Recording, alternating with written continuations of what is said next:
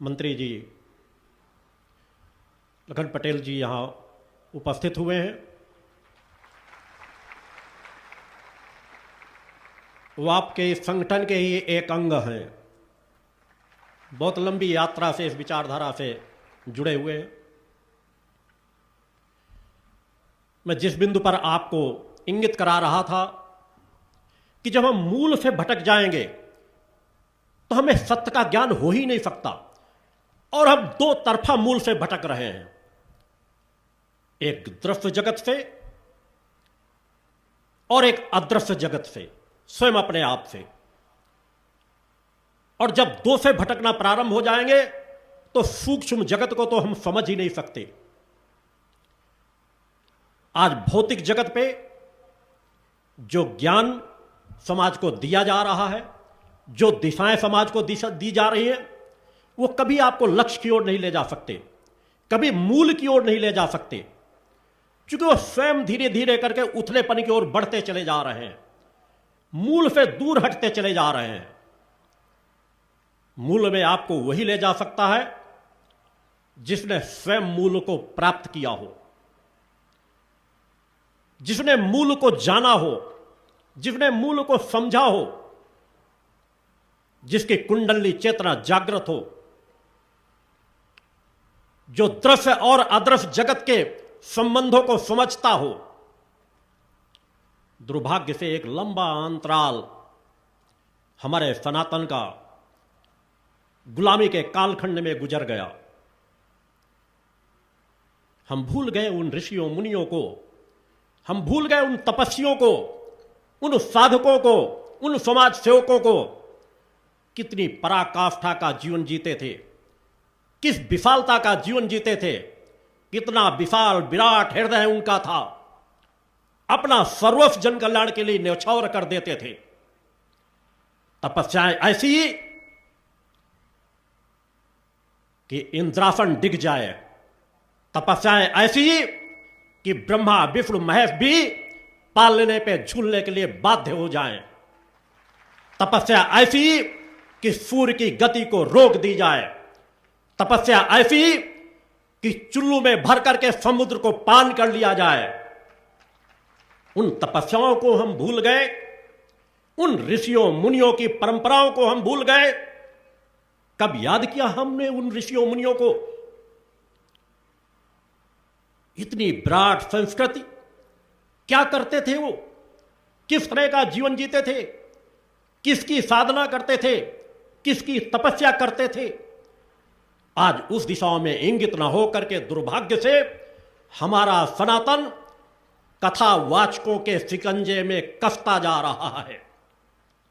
मुझे यह बात कहने में कोई आपत्ति नहीं है, कथाएं आवश्यक हैं, भगवान का गुणगान हो, जितनी जगहों पर हो, जगह जगह हो, अच्छी बात हो, मगर हमारे कथावाचकों को भी तपस्वी होना चाहिए, त्यागी होना चाहिए, बैरागी होना चाहिए। जो हमारे पूर्व के कथावाचक होते थे, ऋषि होते थे, त्रिकालज्ञ होते थे, वाक शक्ति होती थी, तपस्यात्मक जीवन जीते थे, और जब भगवान का गुणगान करते थे तो लोगों का आत्म कल्याण होता है। आज समाज को कहा जाता है एक कथा सुन लो मुक्ति प्राप्त हो जाएगी। हजारों कथाएं कहने वालों की मुक्ति प्राप्त नहीं हुई। आज दुर्भाग्य से अगर हम यह सनातन धर्म, सनातन के रहने वाले लोग, हिंदू समाज, वर्तमान के जो कथावाचक है, मैं 5-10% कथावाचकों की बात नहीं कहता, है तपस्वी कथावाचक भी, मगर 90% कथावाचकों के चंगुल में अगर हमारा सनातन जकड़ करके रह गया तो कभी साधक पैदा नहीं होंगे, कभी तपस्वी पैदा नहीं होंगे, कभी समाज सेवक पैदा नहीं होंगे, कभी राष्ट्रभक्त पैदा नहीं होंगे, क्योंकि वो सिर्फ लोभी, लंपट, लालची हैं और समाज को सिर्फ नचा सकते हैं।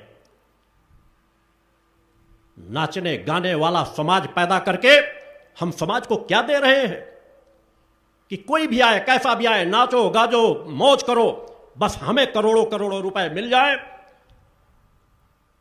ऐसे लोग समाज का, सनातन का उद्धार नहीं कर सकते।